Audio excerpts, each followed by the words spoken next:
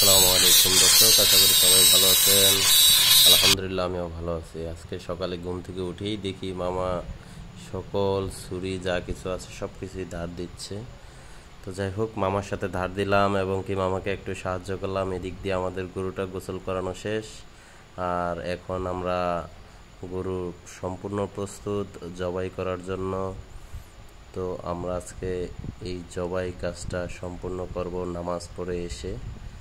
তো এখন গরু গোসল করানো শেষ, আমরা যাব নামাজ পড়তে। আমরা নিজেরও গোসল করব, দেন নামাজ পড়তে যাব।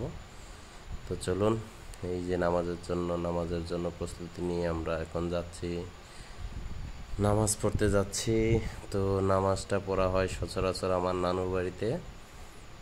তো একা একাই আমি, কারণ হচ্ছিল সামনেই মামা বা বাবা যারা আছে সবাই চলে গেছে।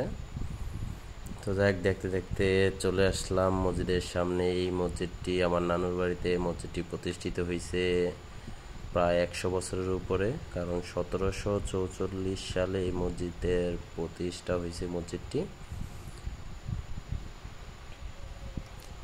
মসজিদের ভিতরে খুতবা দিচ্ছে হুজুর এবং নামাজের সকল নিয়ম কারণ বলে দিচ্ছে। তো যাই হোক, আলহামদুলিল্লাহ আমাদের নামাজ কমপ্লিট।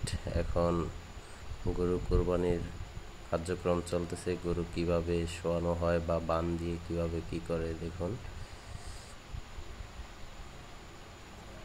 গরুটি সচরাচর গরুর মাথা থাকে দক্ষিণ দিকে আর গরুর পা থাকে উত্তর দিকে। তো ওভাবেই গরুটি শোয়ানো হয়েছে। তো গরুটি অনেক শক্তিশালী গরু, তো তার কারণে একটু ঝামেলা হয়েছে। তো যাই হোক, আলহামদুলিল্লাহ কোরবানির কাজ কমপ্লিট হয়েছে। এখন আমরা সবাই গরু গোস্ত কাটাকাটিতে খুবই ব্যস্ত। মামা এদিক দিয়ে হাড়গুলা কাটতেছে।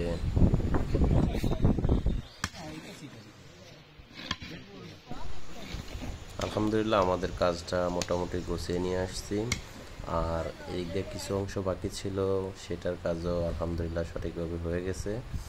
তো এবছর প্রথম যে কিনা মানে খুব দ্রুত কাজটা কমপ্লিট করতে পারছি, কোরবানির কাজ।